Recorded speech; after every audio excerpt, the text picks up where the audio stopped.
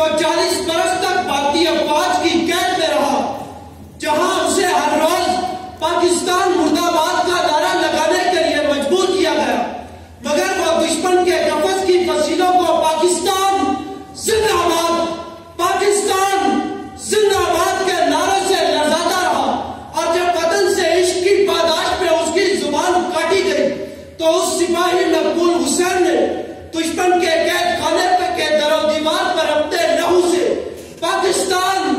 زندہ آباد تحریر کر کے دشمن کو یہ پیغام سنایا کہ تیرے تیر کیا، تیری گاٹ کیا، میرے آگے ان کی بساط کیا، وہ چلے تھے میری کمان سے تبھی یار پار چلے گئے، میں صدائے ان کی دلیل تھا،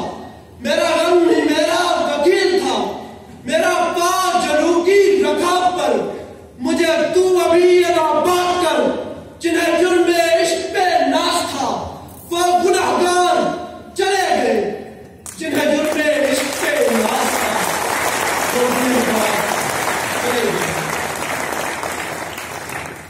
میں اس ماں کا لال مصدری جی بتا